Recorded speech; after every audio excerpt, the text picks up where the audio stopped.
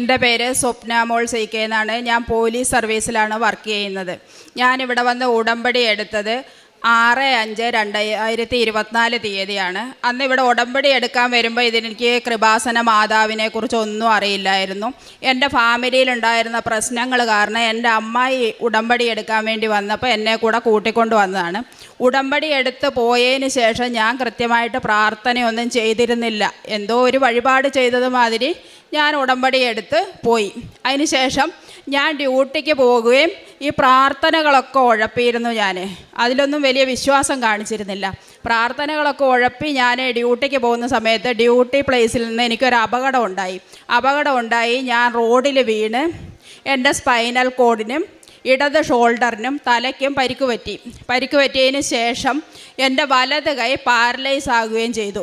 ഞാൻ ഡോക്ടറെ കാണിച്ചു. ഡോക്ടർ കുറേ മരുന്നുകൾ എഴുതി തന്നു. ഈ മരുന്നുകൾ കഴിച്ചുകൊണ്ട് ഒരു 6 മാസത്തോളം ഞാൻ കിടപ്പിലായിരുന്നു. ഈ കിടപ്പിലായിരുന്ന സമയത്ത് ഞാൻ 1 മാസം കഴിഞ്ഞപ്പോൾ ഞാൻ എൻ്റെ മോനോട് പറഞ്ഞു, അമ്മായിയാണല്ലോ എന്നെ ചതിച്ചത്. ഞാൻ പോയി ഉടമ്പടി എടുത്തിട്ട് വന്നതിന് ശേഷമാണല്ലോ എനിക്ക് ഇങ്ങനെ സംഭവിച്ചത്. വേണ്ടായിരുന്നു അല്ലേ എന്ന് പറഞ്ഞു. അപ്പോൾ എൻ്റെ മനസ്സിലിരുന്ന് തന്നെ പറഞ്ഞു, ഞാൻ പ്രാർത്ഥനയെല്ലാം ഉഴപ്പുന്നുണ്ടല്ലോ, അപ്പോൾ പ്രാർത്ഥന ഒന്ന് ചൊല്ലിയാലോ. ഞാൻ അമ്മായിയെ വിളിച്ച് വിവരം പറഞ്ഞു, അമ്മായി എനിക്കിങ്ങനെ വയ്യ, അമ്മായി എനിക്ക് വേണ്ടി പ്രാർത്ഥിക്കണം, ഞാനും പ്രാർത്ഥിക്കുന്നുണ്ട് എന്ന് പറഞ്ഞു. എന്നിട്ട് ഞാൻ പ്രാർത്ഥിച്ചു. ഇവിടെ നിയോഗം എഴുതി വെച്ച 6 കാര്യങ്ങളും എനിക്ക് സാധിച്ചു തന്നില്ലെങ്കിലും അമ്മയുടെ സാന്നിധ്യവും സന്ധിപ്പും അഭിഷേകവും എനിക്കുണ്ടാവണം. അമ്മ സഞ്ചാരി മാതാവാണെന്ന് പറയുന്നുണ്ടല്ലോ. ഈ സഞ്ചാരി മാതാവായ അമ്മയെ ഞാൻ കാണുന്നില്ലല്ലോ, എനിക്കൊന്ന് കാണിച്ചു തരണേന്ന് പറഞ്ഞിട്ട് ഞാൻ പ്രാർത്ഥിച്ച് ടെറസിൽ പോയിരുന്ന് പ്രാർത്ഥിച്ചു. ടെറസിൽ പോയിരുന്ന് പ്രാർത്ഥിക്കുന്ന സമയത്ത് നല്ല സുഗന്ധാഭിഷേകം എനിക്കുണ്ടായി. ഇതിനെ ഞാൻ ഒരു കാരണവശാലും ഒരു പൊളിയായി പറയുന്ന കാര്യമല്ല. നല്ല സുഗന്ധാഭിഷേകം ഉണ്ടായി. ഞാൻ നല്ല പോലെ ഇരുന്ന് ആസ്വദിച്ചതിന് ശേഷം ഞാൻ ഇറങ്ങി വന്നു, വീടിനുള്ളിലേക്ക് വന്നു. ഞാൻ ഹാളിലിരുന്ന സമയത്ത് എൻ്റെ മകൻ ഞങ്ങളുടെ ബെഡ്റൂമിലേക്ക് കയറിപ്പോയിട്ട് അവൻ എന്നോട് ചോദിച്ചു, അമ്മ എന്താ ഇവിടെ ഒരു പതിവില്ലാത്ത നല്ല സുഗന്ധമെന്ന് ചോദിച്ചു. ഞാൻ മനസ്സിലും ചിരിച്ചു, പുറമേ ഇരുന്നും ചിരിച്ചു. കാരണം അവനോട് പറഞ്ഞാൽ അവൻ വിശ്വസിക്കില്ല. അതുകൊണ്ട് ഞാൻ അവനോട് പറയാനും പോയില്ല. അതിനുശേഷം എനിക്ക് അമ്മയുടെ സാന്നിധ്യവും സന്ധിപ്പും നല്ലതുപോലെ ലഭിക്കാൻ തുടങ്ങി. ഓരോ അടയാളങ്ങളായിട്ട് എനിക്ക് അമ്മയെ കാണാൻ തുടങ്ങി. അപ്പോൾ എനിക്ക് ഈ അപകടമൊക്കെ ഉണ്ടായതിന് ശേഷം ഒരു വലിയൊരു ക്ഷേത്രത്തിലെ തിരുമേനിയുടെ ഭാര്യയാണ്, തിരുമേനി മരിച്ചു പോയതാണ്. ഇവരെനിക്ക് വേണ്ടി പ്രാർത്ഥിക്കാമെന്ന് പറഞ്ഞു. അവർ പ്രാർത്ഥിക്കുന്ന സമയത്ത് എന്നോട് അവർ പറഞ്ഞു, ഒരമ്മ കൂടെ ഉണ്ടല്ലോ, ഒരമ്മ അടുത്ത് വന്ന് നിൽക്കുന്നുണ്ടല്ലോ, കുറച്ച് പ്രായമായ ഒരമ്മയാണല്ലോ. ആദ്യമായിട്ടാണ് അവരങ്ങനെ എന്നോട് പറഞ്ഞത്. അപ്പോഴും ഞാൻ കൃപാസന മാതാവിനെ ഓർക്കുന്നില്ല. അപ്പോൾ ഞാൻ പറഞ്ഞു, എൻ്റെ അമ്മയായിരിക്കും, അല്ലാതെ ആരാണ്? അമ്മ ജീവിച്ചിരിക്കുന്ന ആളല്ലേ? അതെ, ജീവിച്ചിരിക്കുന്ന ആൾ തന്നെയാണ്.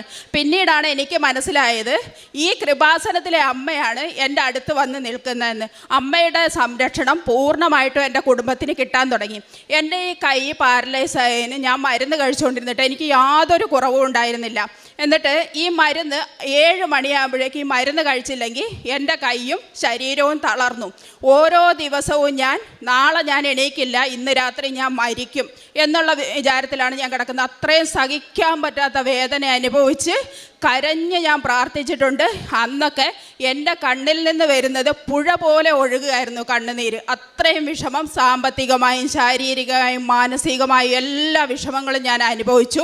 ഈ സമയത്ത് എൻ്റെ ഭർത്താവ് എന്നെ ഉപേക്ഷിച്ചു പോയി. കാരണം വരുമാനം എല്ലാം നിലച്ചു. ഞാൻ ഇനി അങ്ങ് കിടന്നു പോകുമെന്ന് വിചാരിച്ച് അദ്ദേഹവും ഉപേക്ഷിച്ചു പോയി. ഞാനും എൻ്റെ മോനും മാത്രമായി. അപ്പം ഞാൻ അമ്മയോട് പ്രാർത്ഥിച്ചത്, എനിക്ക് എഴുന്നേറ്റ് പോയി എൻ്റെ ജോലി ചെയ്ത് എൻ്റെ കുഞ്ഞിനെ പോറ്റാനുള്ള കഴിവ് അമ്മ എനിക്ക് തരണം. എനിക്ക് ഒത്തിരി സമ്പാദ്യം ഒന്നും തന്നില്ലെങ്കിലും എൻ്റെ കടങ്ങൾ വീട്ടാൻ കഴിഞ്ഞില്ലെങ്കിലും അന്നന്നത്തെ ആഹാരത്തിന് ആരുടെ മുന്നിൽ കൈനീട്ടാനുള്ള അവസ്ഥ എനിക്ക് ഉണ്ടാവരുതെന്ന് പറഞ്ഞ് ഞാൻ പ്രാർത്ഥിച്ചു. അതേപോലെ എനിക്ക് ഉറക്കം കുറവായി. ഈ ടെൻഷനെല്ലാം കാരണം എനിക്ക് ഉറക്കം കുറവായി. അപ്പം ഞാനൊരു സാക്ഷ്യം കാണാനിടയായി. അവർ പറഞ്ഞത് അവർ ഉറക്കത്തിനും സമാധാനത്തിനും ഒക്കെ വേണ്ടിയിട്ട് ഈ ഉടമ്പടി പുസ്തകവും കാശ് രൂപവും തലയിണക്ക് എഴുതി വെച്ചിട്ട് കിടക്കും, അപ്പോൾ നല്ല ഉറക്കം കിട്ടുമെന്ന്. ഞാൻ എന്ത് ചെയ്തു? അങ്ങനെയല്ല ചെയ്തത്. ഞാൻ എൻ്റെ ഡ്രസ്സിനുള്ളിൽ നെഞ്ചോട് ചേർത്ത് തന്നെ ഈ കാശ് രൂപം വെച്ച് കിടക്കാൻ തുടങ്ങി. എനിക്ക് നല്ലപോലെ ഉറക്കം കിട്ടാൻ തുടങ്ങി. മരുന്നുകൾ കഴിക്കുന്ന കുറച്ച് കൊണ്ടുവന്നു. എൻ്റെ കൈ പൂർണ്ണമായിട്ടും സുഖപ്പെട്ട് ഇവിടെ വന്ന് നിൽക്കുന്ന അത്ഭുതമാണ്. എന്നോട് ഡോക്ടർ പറഞ്ഞത്, ബാൻഡേജ്, കഴുത്തിൽ ബാൻഡേജ് ഇടാതെ ഒരടി നിങ്ങൾ നടക്കരുത്, കിടക്കാൻ നേരത്ത് മാത്രമേ ബാൻഡേജ് ഉപേക്ഷിക്കാവൂ എന്ന് പറഞ്ഞു. ഞാൻ അങ്ങനെ ഒരു അവസ്ഥയുണ്ട്, എനിക്ക് എണീറ്റ് നടക്കാൻ കഴിയില്ലെങ്കിൽ ഞാൻ മരിച്ചു പോയിക്കോട്ടെ എന്ന് ഞാൻ പ്രാർത്ഥിച്ചതിൻ്റെ ഫലമായിട്ട് ഇപ്പോൾ ദാ ഒരു 2 ആഴ്ചയായിട്ട് ഞാൻ ഒരു മരുന്നും കഴിക്കുന്നില്ല, എണീറ്റ് നടന്ന് എൻ്റെ ജോലികളും ചെയ്യുന്നുണ്ട്. എനിക്ക് അനുഗ്രഹമായി കിട്ടി. അതേപോലെ തന്നെ എനിക്ക് യൂട്രസിൽ ഫൈബ്രോയിഡ് ഉണ്ട് എന്ന് പറഞ്ഞിരുന്നു. 27 സെൻറ്റിമീറ്റർ, 25 സെൻറ്റിമീറ്റർ, 24 സെൻറ്റിമീറ്റർ, അങ്ങനെ 7 ഫൈബ്രോയിഡ് ഉണ്ട് എന്ന് പറഞ്ഞിട്ട് 2 വർഷമായി. എനിക്ക് കൃത്യമായി പീരിയഡ്സോ കാര്യങ്ങളോ ഒന്നും ഉണ്ടായിരുന്നില്ല.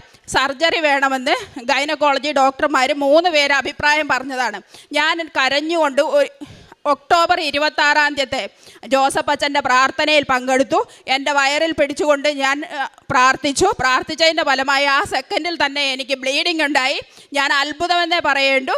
ആ ബ്ലീഡിങ് ഉണ്ടായി. അതിനുശേഷം കൃത്യമായിട്ട് മാസാമാസം എനിക്ക് പീരിയഡ്സും ഉണ്ടാവുന്നുണ്ട്. ഞാൻ പിന്നീട് ഡോക്ടറെ പോയി കണ്ട് പരിശോധിച്ച് സ്കാൻ ചെയ്ത് നോക്കിയപ്പോൾ എനിക്ക് ഫൈബ്രോയിഡ് ഒന്നും വയറിലില്ല എന്ന് മനസ്സിലായി. എനിക്ക് സർജറി ചെയ്യാൻ പേടിയായതുകൊണ്ട് 2 വർഷത്തോളം ഞാൻ ഈ വേദനയും സഹിച്ച് നടന്ന ആളാണ്.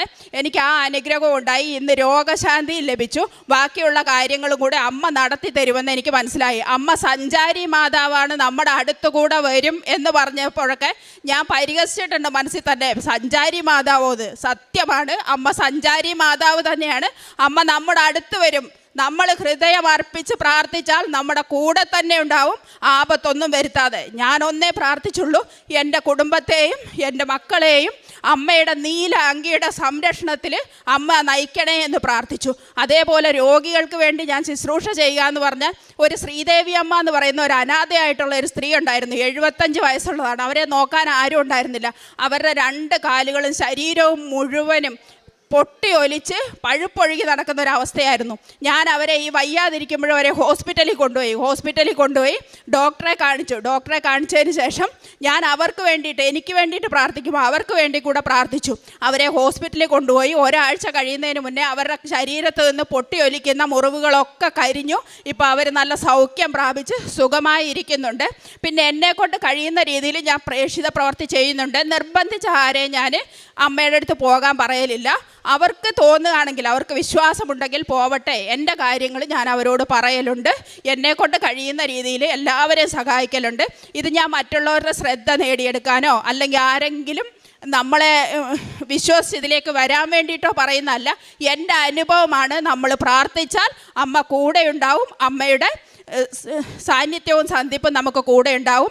അതേപോലെ ഞാൻ കഴിഞ്ഞ ഒരു ദിവസം എണീക്കാൻ മടിച്ചിട്ട് 5:30 ആകുമ്പോൾ എണീക്കാൻ മടിച്ചിട്ട് ഞാൻ കിടന്ന സമയത്ത് എൻ്റെ തലയുടെ സൈഡിലുള്ള ജനലിൻ്റെ അവിടെ വന്നിരുന്ന് പരിചിതമല്ലാത്ത ഒരു കിളിയുടെ ശബ്ദം കേൾക്കുന്നുണ്ട്. അപ്പം ഞാൻ സമയം നോക്കിയപ്പം 5:21 ആയിട്ടുണ്ട്. ഞാൻ വേഗം പോയി റെഡിയായി വന്ന് പ്രാർത്ഥിച്ചു. നമ്മൾ മടിക്കുന്നിടത്ത് നമ്മുടെ ദൈവം മാതാവ് നമ്മുടെ അടുത്ത് വന്ന് നമ്മളെ വിളിച്ചു കൊണ്ടുപോയി ചെയ്യിക്കും. അമ്മയുടെ അനുഗ്രഹം എനിക്കും എൻ്റെ കുടുംബത്തിനും എന്നും ഉണ്ട്. നിങ്ങൾക്കും ഉണ്ടാവട്ടെ. മനസ്സറിഞ്ഞ് പ്രാർത്ഥിച്ചാൽ അമ്മ എല്ലാം തരുമെന്ന് എൻ്റെ അനുഭവത്തിലൂടെ ഞാൻ വിശ്വസിക്കുന്നു. അമ്മയ്ക്ക് ലൂക്കായുടെ വിശുദ്ധ സുവിശേഷം 2-ാം അധ്യായം 31-ാം തിരുവചനം അരുളി ചെയ്യുന്നു: സകല ജനതകൾക്കും വേണ്ടി അങ്ങൊരുക്കിയിരിക്കുന്ന രക്ഷ എൻ്റെ കണ്ണുകൾ കണ്ടു കഴിഞ്ഞു. ശിമയോൻ്റെ പ്രവചനമാണ്. ബാലനായ യേശുവിനെ ദേവാലയത്തിൽ പരിശുദ്ധ അമ്മയും വിശുദ്ധ ഔസേപ്പിതാവും സമർപ്പിക്കുമ്പോൾ ശിമയോൻ പ്രവചിക്കുന്ന പ്രവചനത്തിൻ്റെ ഒരു ഭാഗമാണ് നാം കേട്ടത്. തുടർന്നുള്ള ബൈബിൾ ഭാഗങ്ങളൊക്കെ നാം വായിച്ചാൽ എല്ലാം വളരെ വ്യക്തമായിട്ട് ഈശോയെക്കുറിച്ചുള്ള പ്രവചനങ്ങളൊക്കെ നമുക്ക് കാണുവാൻ കഴിയും. സകല ജനതകൾക്കും വേണ്ടി ഒരുക്കിയിരിക്കുന്ന രക്ഷ, ഈ രക്ഷയാണ് ഇന്ന് കൃപാസനത്തിലൂടെ അണപൊട്ടി ഒഴുകിക്കൊണ്ടിരിക്കുന്നത്. ഇത് 2000 വർഷങ്ങൾക്ക് മുമ്പ് പാലസ്തീനയിലൂടെയും ഗലീലയിലൂടെയും മാത്രം നടന്ന ഈശോ അല്ല, ഇന്ന് ജീവിക്കുന്ന ദൈവമായിട്ട് നമ്മുടെ കൂടെ സാന്നിധ്യമായിട്ട് എങ്ങനെ ദൈവം വസിക്കുന്നു, ആ ദൈവത്തിൻ്റെ കൂടെ വസിപ്പാണ് ഉടമ്പടിയുടെ അനുഭവങ്ങൾ ഉടനടി അനുഭവങ്ങളായിട്ടൊക്കെ ഇവിടെ ഓരോ വ്യക്തികളും പങ്കുവയ്ക്കുക. ഇന്ന് പോലീസിൽ ജോലി ചെയ്യുന്ന സ്വപ്ന മോൾ എന്ന ഈ വ്യക്തി എങ്ങനെയാണ് ഈശോയെക്കുറിച്ച് വാതോരാതെ ഇവിടെ പറഞ്ഞത്? ഈ അമ്മ മാതാവ് തൻ്റെ ജീവിതത്തിൽ ആരാണെന്ന് ഈ മകൾ ഇവിടെ ജനസമക്ഷം ഏറ്റുപറയുമ്പോൾ തീർച്ചയായും ഇത് സ്വർഗത്തിൽ ഈ മകളുടെ പേരെഴുതപ്പെടുന്ന നിമിഷങ്ങളായി മാറുകയാണ്.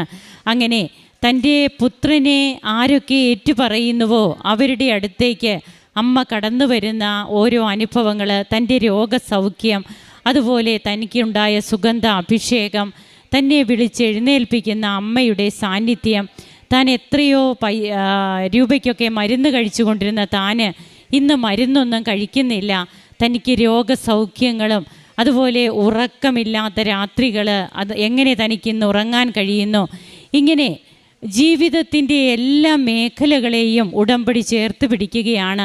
അതുകൊണ്ട് തന്നെയാണ് ഇത് നമ്മുടെ ജീവിതത്തെ ആകമാനം നമ്മെ തൊട്ടുണർത്തുന്ന ഒരു പ്രാർത്ഥനാ രീതിയായിട്ട്, അതുപോലെ കാരുണ്യ പ്രവർത്തനങ്ങളൊക്കെ ഈ മക്കളൊക്കെ ചെയ്യുന്നത്. താൻ ചെയ്ത ഓരോ കാര്യവും ഈ മകൾ പറഞ്ഞു. ആരും ആശ്രയമില്ലാത്തവരെ എങ്ങനെയാണ് ഈ മകൾക്ക് കണ്ടുപിടിക്കുവാനും അവർക്ക് വേണ്ടി തൻ്റെ സമയം, ആരോഗ്യം, തനിക്ക് പോലും ആരോഗ്യപരമായിട്ട് പറ്റാത്ത സാഹചര്യത്തിൽ ഈ മക്കൾക്ക് മക്കൾക്കൊക്കെ വേണ്ടിയിട്ട്, പ്രത്യേകിച്ച് ആ ഒരു വ്യക്തിക്ക് വേണ്ടിയിട്ട് താൻ ചെയ്യുന്ന പ്രവർത്തനങ്ങൾ, ഇതൊക്കെ ആരെങ്കിലും പറഞ്ഞു കൊടുത്തിട്ടാണോ? കൃപാസനം നിർബന്ധിക്കുന്നുണ്ടോ? ഇല്ല. ഇവിടെ പറയുന്നത് ദൈവത്തെ നാം ദൈവത്തെ മറ്റുള്ളവരിൽ കാണണം. കർത്താവിനെ അറിഞ്ഞവരെ ആഴപ്പെടുത്തണം, അറിയാത്തവരെ അറിയിക്കണം. ആ ഒരു കാര്യം നാം തന്നെയാണ് അതിനുള്ള വെയ്സ് ആൻഡ് മീൻസ് കണ്ടുപിടിക്കുക. അങ്ങനെ ഇന്ന് ഉടമ്പടിയിലൂടെ ഒഴുകുന്ന നീർച്ചാല് അത് ഇനിയും അനേക ജനതകളെ പുഷ്ടിപ്പെടുത്തുന്ന രീതിയിലാകട്ടെ. അതിന് നമ്മുടെ ജീവിതം ഒരു കാരണമായി മാറുമെങ്കിൽ തീർച്ചയായും അതുതന്നെയാണ് നമ്മുടെ ജീവിതം കൊണ്ട് നമുക്ക് ദൈവത്തിന് വേണ്ടി സാക്ഷ്യം വഹിക്കാൻ കഴിയുമെങ്കിൽ അതുതന്നെയാണ് ഈശോയും അമ്മയും ആഗ്രഹിക്കുന്നത്.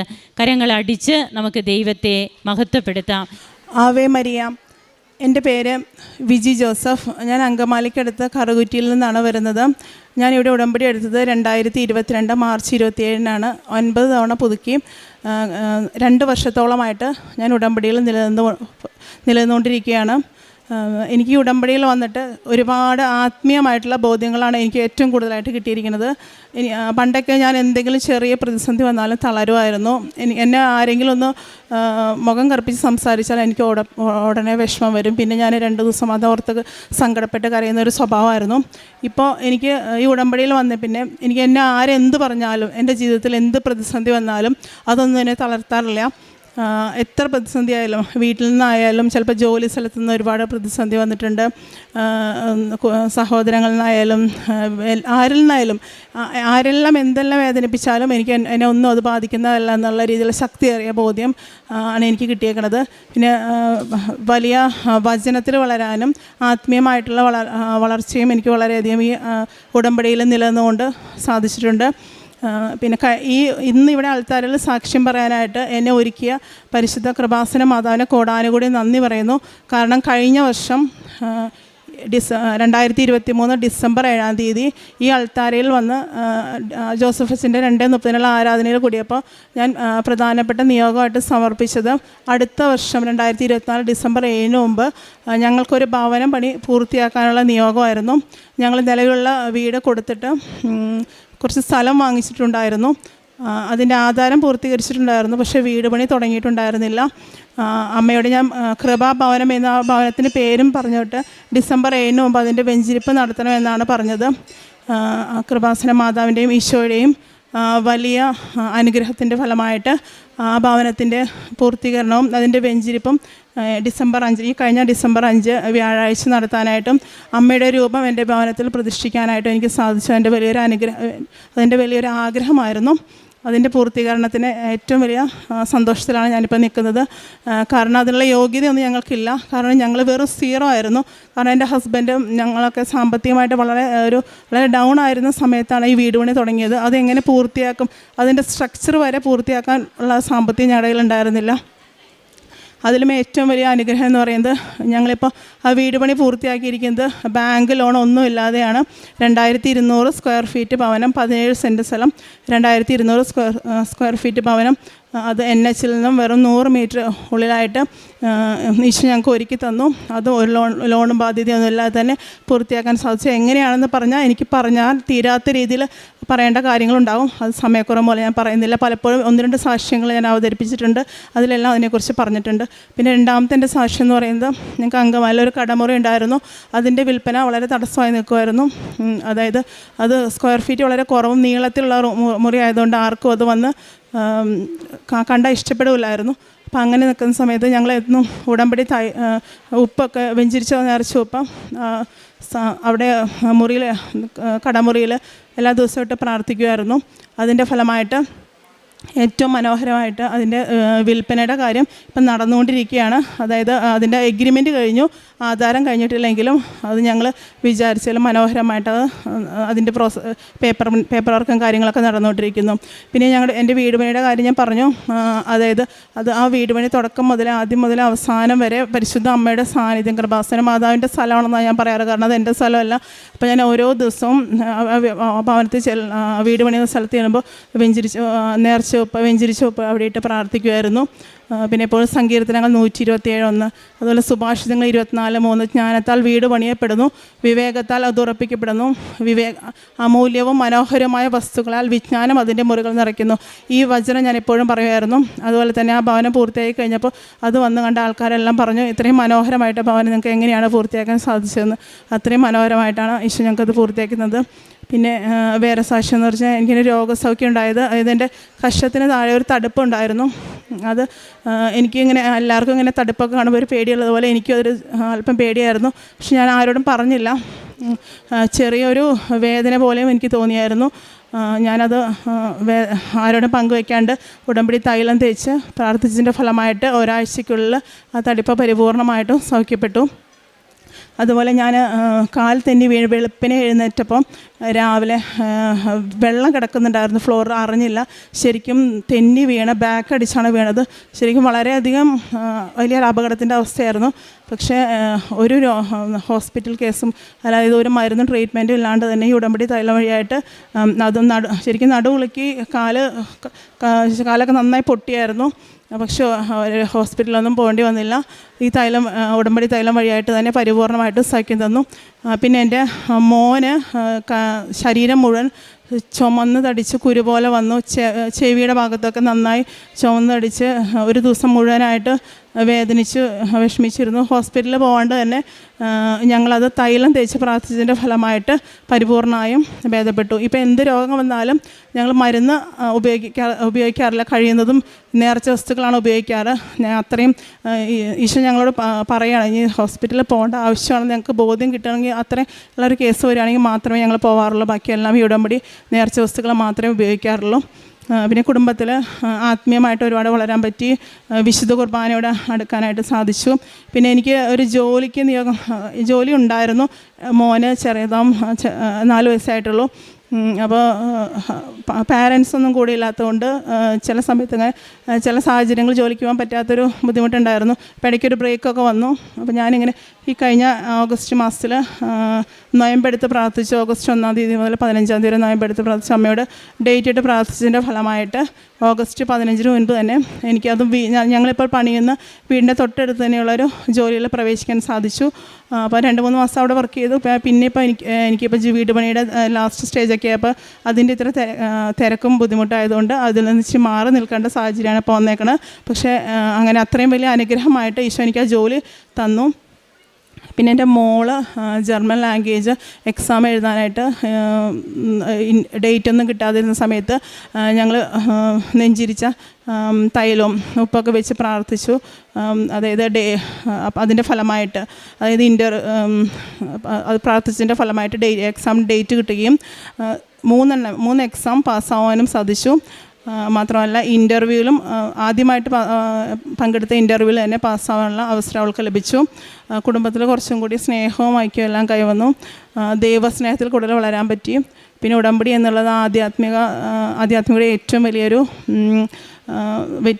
ഏറ്റവും വലിയ രൂപമാണെന്ന് മനസ്സിലാക്കാനായിട്ട് സാധിച്ചു. പിന്നെ എനിക്ക് മാതാവിൻ്റെ സാന്നിധ്യവും ഈശോയുടെ സാന്നിധ്യം എപ്പോഴും അനുഭവപ്പെടുത്തിയിട്ടുണ്ട്. പിന്നെ കൂടുതലായിട്ട് എനിക്കിങ്ങനെ ബോധ്യങ്ങൾ തരാറുണ്ട്. എന്ത് കാര്യത്തിൽ ഇറങ്ങിയാലും ഈശോനോട് സംസാരിക്കുക അല്ലെങ്കിൽ മാതാവിനോട് സംസാരിക്കുന്നതായിട്ട് തോന്നാറുണ്ട്. പിന്നെ മുല്ലപ്പൂവിൻ്റെ മണം, അതുപോലെ മാതാവ് അടുത്ത് വരുമ്പോൾ ഭയങ്കര തണുപ്പ് പോലെയൊക്കെ ഫീലിംഗ്, അത് നമുക്കറിയാം ഇത് നമ്മുടെ കൂടെ മാതാവിൻ്റെ സാന്നിധ്യം ഉണ്ടെന്ന്. പിന്നെ സ്വപ്നത്തിലൂടെ ഇടയ്ക്ക് ഇങ്ങനെ ഓരോ ദർശനങ്ങളായിട്ടും അത് പിറ്റേ തൊട്ടടുത്ത ദിവസങ്ങളിൽ അതിനത് മനസ്സിലാക്കാനും സാധിക്കുന്ന കുറേ കാര്യങ്ങൾ ഈശോ ഞങ്ങൾക്ക് എനിക്ക് ബോധ്യപ്പെടുത്തി തന്നിട്ടുണ്ട്. പിന്നെ ജോസഫ് അച്ഛനെ ഒരു ദിവസം സ്വപ്നത്തിൽ ദർശനത്തിൽ അന്ന് അച്ഛൻ എന്നോട് വന്ന് പറഞ്ഞു, ഡിസംബർ 7 കൃപാസന മാതാവിൻ്റെ തിരുനാളായിട്ട് ലോകം മുഴുവൻ അംഗീകരിക്കാൻ വേണ്ടി നീ പ്രാർത്ഥിക്കണമെന്ന് എന്നോട് പറയുന്നതായിട്ട് ഒരു ഉറക്കത്തിൽ ഞാൻ സ്വപ്നത്തിൽ കണ്ടു. തൊട്ടടുത്ത ദിവസം തന്നെ ഞാൻ അതുപോലെ പ്രാർത്ഥിച്ചു തുടങ്ങി. അതിൻ്റെ ഫലമായിട്ട് ഡിസംബർ 7 മുൻപ് തന്നെ കൃപാഭവനം എന്ന് പറയുന്ന എൻ്റെ ഭവനം പരിശുദ്ധ അമ്മയുടെ മാധ്യസ്ഥൽ പൂർത്തീകരിക്കാൻ സാധിച്ചു. ഇതിനു മുമ്പും ഒരുപാട് തവണ അച്ഛനെ സ്വപ്നത്തിൽ കണ്ടിട്ടുണ്ട്. അച്ഛൻ സ്വപ്നത്തിൽ വന്ന് എന്ത് പറഞ്ഞിട്ടുണ്ടെങ്കിലും അത് ഞാൻ അതുപോലെ പ്രാർത്ഥിച്ച് അതുപോലെ ഇതുവരെ നടന്നിട്ടുണ്ട്. ഇതിനു മുമ്പുള്ള സാക്ഷ്യത്തിലും ഞാൻ പറഞ്ഞിട്ടുണ്ട്. ചിലപ്പോൾ വചനങ്ങളായിരിക്കും പറഞ്ഞു തരുന്നത്, അല്ലെങ്കിൽ ഇതുപോലെ എന്തെങ്കിലും കാര്യങ്ങൾ ജപമാലയുടെ കാര്യങ്ങളെല്ലാം വന്ന് പറയാറുണ്ട്. അപ്പോൾ ഞാൻ അതുപോലെ അത് പ്രാർത്ഥിക്കുകയും അതനുസരിച്ച് എൻ്റെ ജീവിതത്തിൽ അത് നടക്കുകയും ചെയ്തിട്ടുണ്ട്. ഇത്രയെല്ലാം വലിയ അനുഗ്രഹങ്ങൾ പരിശുദ്ധ അമ്മയുടെ മാധ്യസ്ഥം വഴിയായിട്ട്, കൃപാസന മാതാവിൻ്റെ മാധ്യസ്ഥം വഴിയായിട്ട് എനിക്കും എൻ്റെ കുടുംബത്തിനും തന്നതിന് നന്ദി. ഞങ്ങൾ ഉടമ്പടിയിൽ ജീവിതാവസാനം വരെ നിലനിൽക്കാനും നിത്യതയെ മാത്രം ലക്ഷ്യമാക്കി ജീവിക്കുക എന്നാണ് എൻ്റെയും എൻ്റെ കുടുംബത്തിൻ്റെയും ആഗ്രഹം.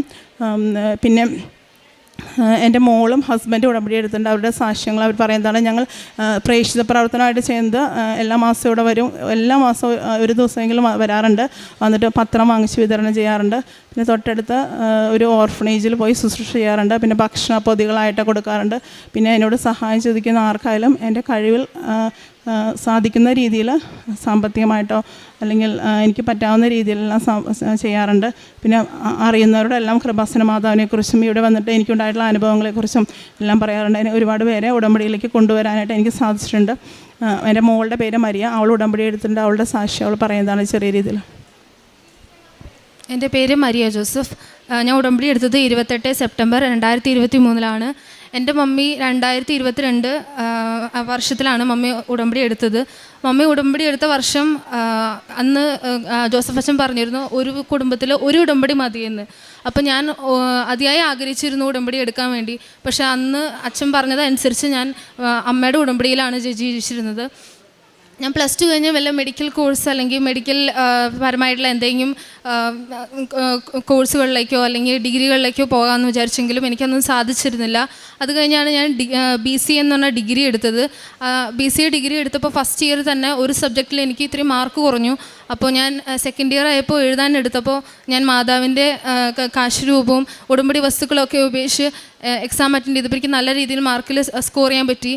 ഞാൻ 10ാം ക്ലാസ്സിൽ പഠിക്കുന്ന സമയത്താണ് അമ്മ തന്ന ഉടമ്പടി പത്രിക വഴിയായിട്ടാണ് ഞാൻ കൃപാസനത്തെക്കുറിച്ച് അറിഞ്ഞത്. അന്നേ പിന്നെ ഞാൻ എല്ലാ എക്സാമുകൾക്കും എനിക്ക് ബുദ്ധിമുട്ട് അനുഭവിക്കുന്ന എല്ലാ സബ്ജക്റ്റുകളിലും ഞാൻ ഉടമ്പടി പത്രിക ഇടയിൽ വെച്ച് ഞാൻ പ്രാർത്ഥിക്കും. എപ്പോഴും ഞാൻ പ്രാർത്ഥിക്കുമായിരുന്നു. അതേ പിന്നെ എനിക്ക് ബുദ്ധിമുട്ടുകളൊന്നും ഇല്ലാണ്ട് ഞാൻ ഒട്ടും വിചാരിക്കാത്ത മാർക്ക് വരെ എനിക്ക് ഓരോ സബ്ജക്റ്റിനും കിട്ടി തുടങ്ങി. അത് കഴിഞ്ഞ് ഞാൻ ഗ്രാജുവേഷൻ കഴിഞ്ഞ് ഒരു മാസം ഇരുന്നപ്പോൾ ഞാൻ ജർമ്മൻ ഭാഷ പഠിക്കാൻ വേണ്ടി തീരുമാനിച്ചു. ജർമ്മനി ചൂസ് ചെയ്തു. അങ്ങനെ ജർമ്മൻ ഭാഷ പഠിച്ച് A1 കോഴ്സ് പകുതിയായപ്പോഴാണ് ഞാൻ സെക്കൻഡ് ഇയർ തൊട്ടേ ഞാൻ ശ്രമിച്ചിരുന്ന ജോബ് ഓഫറായിട്ട് വന്നത്.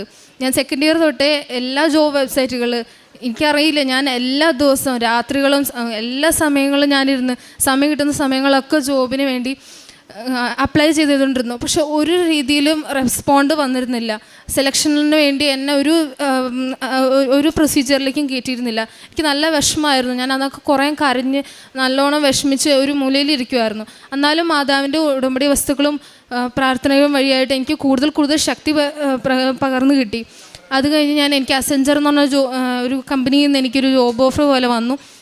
പക്ഷെ ഞാൻ ജർമ്മൻ ലാംഗ്വേജ് പഠനം തുടങ്ങിയതുകൊണ്ട് അത് തന്നെ കണ്ടിന്യൂ ചെയ്യാൻ വേണ്ടി ഞാൻ തീരുമാനിച്ചു. വീട്ടിലെ എല്ലാവരും ഞങ്ങൾ പ്രാർത്ഥിച്ച് തീരുമാനിച്ചു. അത് കഴിഞ്ഞാൽ പിന്നെ ഞാൻ B2 ഞാൻ ഡേറ്റ് എടുത്തു. ആദ്യം ഞാൻ എഴുതിയപ്പോൾ എനിക്ക് ഒരു മൊഡ്യൂൾ പോലും കിട്ടിയില്ല. എനിക്ക് മാർക്ക് കുറഞ്ഞു പോയി. അത് കഴിഞ്ഞ് ഞാൻ രണ്ടാമത് എഴുതിയപ്പോൾ എനിക്ക് 2 മൊഡ്യൂളായിട്ട് കിട്ടി. പിന്നെ ഡേറ്റ് കിട്ടാൻ വളരെ ബുദ്ധിമുട്ടി. ഞാൻ ഓഗസ്റ്റ് മാസം എൻ്റെ പേപ്പർ വർക്ക് തുടങ്ങി. ഏജൻറ്റിനോട് ഞാൻ പറഞ്ഞു. ഏജൻറ്റ് എനിക്ക് 1 മാസത്തിനുള്ളിൽ എൻ്റെ പേപ്പർ വർക്ക് കംപ്ലീറ്റ് ചെയ്തു. അത് കഴിഞ്ഞ് ഒക്ടോബർ 1 എനിക്ക് ഇൻ്റർവ്യൂ കിട്ടി. എൻ്റെ കൂടെ പഠിക്കുന്നവർ അല്ലെങ്കിൽ ഫുൾ മോഡ്യൂൾ കിട്ടി എൻ്റെ കൂടെ ജർമ്മൻ ഭാഷ പഠിച്ച ആർക്കും ഇതുപോലെ ഒരു അവസരം കിട്ടിയിട്ടില്ല.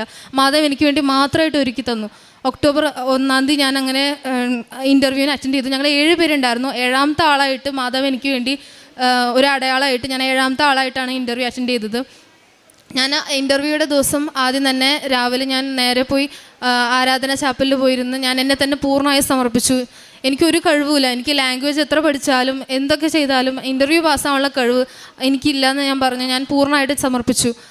അങ്ങനെ 7ാമത്തെ അറ്റൻഡ് ചെയ്ത് ഞാൻ 3 മണിക്കാണ് ഞാൻ എക്സാം അറ്റൻഡ് ചെയ്തത്. അങ്ങനെ ഓരോരോ അടയാളങ്ങളിലൂടെ മാധവ് എനിക്ക് ഓരോ കാണിച്ചു തന്നു. ഞാൻ ഇൻ്റർവ്യൂ അറ്റൻഡ് ചെയ്ത സമയത്ത് ആ അന്തരീക്ഷം ഒരു ആഷ് കളറിലായിരുന്നു. ഞാൻ സംസാരിക്കുന്നതിലൂടെ എനിക്കൊന്നും പറയാൻ കിട്ടുന്നുണ്ടായില്ല. ഞാൻ ചിന്തിച്ചിട്ട് പോലും ഇല്ലാത്ത ആൻസേഴ്സ് എൻ്റെ വായിൽ നിന്ന് എനിക്ക് വന്നു. മാധവ് എന്നിലൂടെ സംസാരിച്ചു. എനിക്കങ്ങനെ ഇൻ്റർവ്യൂ പാസ്സായി. ഞാൻ വിസ പ്രോസസ്സിങ്ങിന് വേണ്ടി വെച്ചിട്ടുണ്ട്. ഞങ്ങൾ 7 പേരിൽ 6 പേരാണ് സെലക്ട് ആയത്. 3 പേർക്ക് വന്നു. ഇനി ഞങ്ങൾക്ക് 2 പേർക്കും കൂടി വരാണ്ട്. ഒരാൾക്ക് ലാംഗ്വേജ് സർട്ടിഫിക്കറ്റ് അല്ലാണ്ട് റിജക്ഷൻ ആയിപ്പോയി. പക്ഷേ ഇത്രയും വരെ നടന്നത് എൻ്റെ ഒരു യോഗ്യത കൊണ്ടല്ല, മാധവിൻ്റെ ഒരു യോഗ്യത കൊണ്ട് മാത്രമാണ്. ഞാൻ എപ്പോൾ മാധവിന് വേണ്ടി കരഞ്ഞപേക്ഷിച്ചാലും മാധവ് എനിക്ക് വേണ്ടി വെളിപ്പുറത്ത് വരുന്നുണ്ട്. നന്ദി. പേര് ജോസഫ്, ഞങ്ങൾ കറുകുറ്റിയിൽ നിന്ന് വരുന്നു. ഞാൻ 2023 ഓഗസ്റ്റ് മാസം ഉടമ്പടി എടുത്താണ്. ഉടമ്പടി എടുത്ത ശേഷം വിശുദ്ധ കുർബാനയിൽ സജീവമായിട്ട് പങ്കെടുക്കാനുള്ള ഒരു തീഷ്ണത എനിക്ക് കിട്ടിയിട്ടുണ്ട്, ഞങ്ങളുടെ കുടുംബത്തിന് കിട്ടിയിട്ടുണ്ട്. ഞങ്ങൾ എല്ലാ ദിവസവും എല്ലാവരും കുർബാനയ്ക്ക് പോകാനുള്ള അവസരം ഈശോ ഒരുക്കി തന്നിട്ടുണ്ട്. അതുപോലെ ആത്മീയ മേഖലയിൽ ശക്തിപ്പെടുത്താൻ വേണ്ടിയിട്ട്. അതേപോലെ എന്തൊക്കെ പ്രതിസന്ധികളുണ്ട്, സാമ്പത്തിക പ്രതിസന്ധികളോ ജോലിയിലെ ബുദ്ധിമുട്ടുകളോ ക്ലേശങ്ങളോ എന്തൊക്കെ വന്നാലും ദൈവം കൂടിയുണ്ട്, പരിശുദ്ധ അമ്മ നോക്കിക്കൊള്ളും എന്നുള്ള ഒരു ബോധ്യമുണ്ട്. ജോലിയൊക്കെ ഇലക്ട്രീഷ്യനാണ്, കോൺട്രാക്ടറാണ്. ചില സമയത്തൊക്കെ ഭയങ്കരമായിട്ടുള്ള ജോലിയുടെ മേഖലയിൽ തടസ്സം വരാറുണ്ട്. ആ തടസ്സം വരുന്ന സമയത്ത് ആഴ്ചയിലുള്ള എല്ലാ ആഴ്ചകളിലുള്ള ഉടമ്പടി ധ്യാനങ്ങൾ യൂട്യൂബിൽ കൂടുകയും അത് ഓൺ ചെയ്ത് വെച്ചിട്ട് എൻ്റെ ജോലി കണ്ടിന്യൂ ചെയ്യുകയാണ്. അപ്പോഴെല്ലാം എന്ത് തടസ്സമുണ്ടെങ്കിൽ അത് മാറിപ്പോകുന്നതായിട്ട് എനിക്ക് അനുഭവപ്പെടുന്നുണ്ട്. അതോടൊപ്പം തന്നെ ഞാൻ ഇലക്ട്രിക്കൽ കോൺട്രാക്ടറാണ്. എൻ്റെ ലൈസൻസ് അപ്ഗ്രേഡ് ചെയ്യാൻ ഈ നിയോഗം വെച്ച ശേഷമാണ്, ഉടമ്പടി എടുത്ത ശേഷമാണ് സാധിച്ചിട്ടുള്ളത്. അതോടൊപ്പം തന്നെ ഒരു RBLത്തെ റിസർവ് ബാങ്ക് ഓഫ് ഇന്ത്യയുടെ കോൺട്രാക്ടറായിരുന്നു. അത് നേരത്തെ കോൺട്രാക്ട് വർക്ക് കിട്ടിക്കൊണ്ടിരുന്നതാണ്. അത് അപ്ഗ്രേഡ് ചെയ്യണമെന്ന് ആഗ്രഹിച്ചിട്ടുണ്ടെങ്കിലും പക്ഷേ അപ്ഗ്രേഡിലേക്ക് വരാതിരിക്കുകയാണ് ചെയ്തത്. പക്ഷേ ഈ കഴിഞ്ഞ മാസം അപ്ഗ്രേഡ് ചെയ്യാൻ വേണ്ടി കൊടുത്തപ്പോൾ ഒരു പേപ്പേഴ്സും ശരിയാക്കാണ്ട് തന്നെ ഒരു മിനിമം വർക്കുകൾ മാത്രം ചെയ്തിട്ടുള്ളൂ, മിനിമം നോമ് മാത്രമേ എനിക്കുള്ളൂ. എങ്കിലും പരിശുദ്ധ അമ്മ അത് ഇടപെടാൻ വേണ്ടിയിട്ട് ഞാൻ നേർച്ച വസ്തുക്കൾ ഉപയോഗിച്ച് ആ അയച്ചു കൊടുക്കുന്ന എൻവലപ്പിലൊക്കെ ഇവിടെ നിന്ന് തന്നിട്ടുള്ള നേർച്ച വസ്തുക്കളായ കൃപാസന ഉപ്പ് ഇടുകയും അതിൻ്റെ ഓരോ പേപ്പേഴ്സിലും മാതാവിൻ്റെ വിശുദ്ധ തൈലം പുരട്ടി കൊടുക്കുകയും ചെയ്തു. അതിൻ്റെ ഫലമായിട്ട് RBLത്തെ റിസർവ് ബാങ്ക് ഓഫ് ഇന്ത്യയിലത്തെ എംപാനൽമെൻറ്റിൻ്റെ അപ് ടു 10 lakh വരെയുള്ള വർക്ക് ചെയ്യാനുള്ള എംപാനൽമെൻറ്റിൻ്റെ സർട്ടിഫിക്കറ്റ് കിട്ടുകയും ചെയ്തു.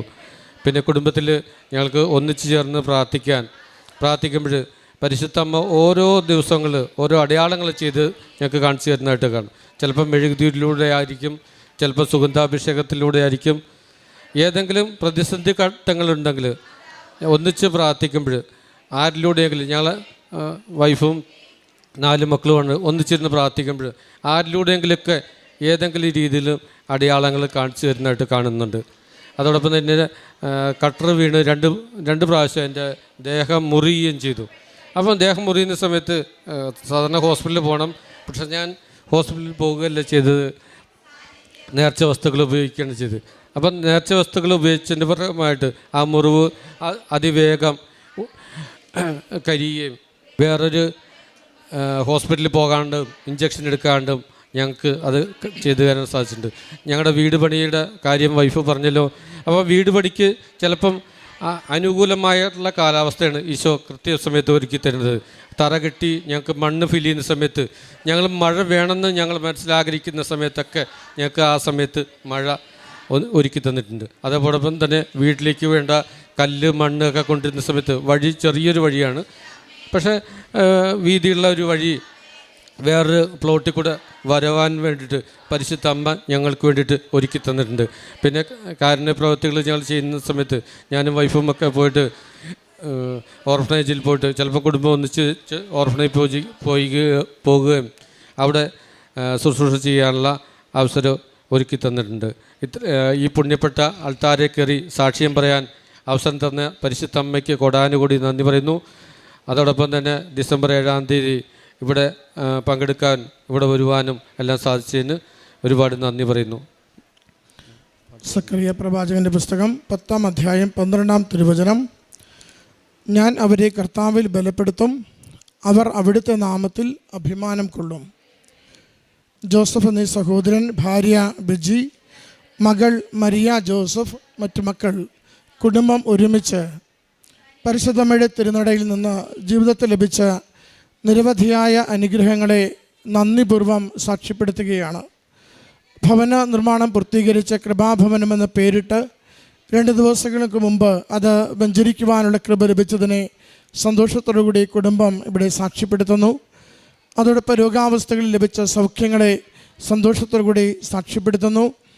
ബിസിനസ് സംബന്ധമായ, ജോലി സംബന്ധമായ, കോൺട്രാക്റ്റ് സംബന്ധമായ മേഖലകളിൽ ലഭിച്ച സംരക്ഷണത്തെയും സുഗമമായി അത് കൊണ്ടുപോകുവാൻ ലഭിച്ച സാഹചര്യത്തെ ഓർത്ത് അമ്മ മാതാവിൻ്റെ തിരുമുമ്പിൽ സാക്ഷ്യപ്പെടുത്തുന്നു. മകളുടെ പഠന മേഖലകളെയും പ്രത്യേകിച്ച് വിദേശ ഭാഷാ പഠനത്തെയും അതിൽ ലഭിച്ച അനുഗ്രഹങ്ങളെയും ഇവിടെ അൾത്താരയിൽ സാക്ഷ്യപ്പെടുത്തുകയാണ്. 3 പേരും ഒന്നിനു പുറകെ ഒന്നായി തോരാത്ത അനുഗ്രഹങ്ങളുടെ നിരത്തി വെച്ചുകൊണ്ട് ലോകത്തോട് ഇന്ന് ഈ പ്രത്യക്ഷീകരണ ദിവസം വിളിച്ചു പറയുകയാണ്, ഞങ്ങളുടെ കുടുംബം ഇന്ന് ജീവിക്കുന്നത് പരിശുദ്ധമ്മയുടെ പ്രത്യക്ഷീകരണത്തിൻ്റെ സാക്ഷികളായിട്ടാണ്.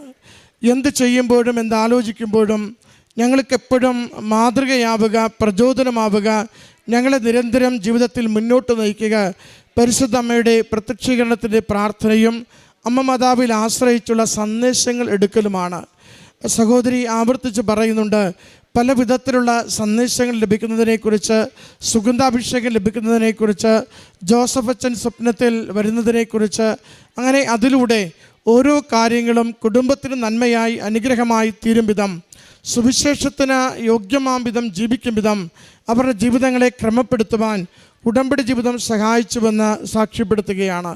3 പേരും പറയുമ്പോൾ പ്രത്യേകമായിട്ട് അവർ സൂചിപ്പിക്കുക, ഉടമ്പടി എടുത്തതിലൂടെ അവരുടെ ജീവിതത്തിൽ വന്ന ക്വാളിറ്റിയുടെ മെച്ചമാണ്. ഗുണകരമായി ജീവിക്കുവാൻ, ആത്മീയ വളർച്ചയിൽ ജീവിക്കുവാൻ, മറ്റുള്ളവർക്ക് നന്മ ചെയ്തുകൊണ്ട് ജീവിക്കുവാൻ, ദൈവനാമത്തെ മഹത്വപ്പെടുത്തിക്കൊണ്ട് പരിശുദ്ധമ്മയുടെ പ്രത്യക്ഷീകരണത്തിൻ്റെ സാക്ഷികളായി ജീവിക്കുവാൻ മക്കൾക്ക് എപ്പോഴും സാധിച്ചു വന്നത് കുടുംബം ഒരുമിച്ച് നിന്ന് അൾത്താരയിൽ സാക്ഷ്യപ്പെടുത്തുന്നു.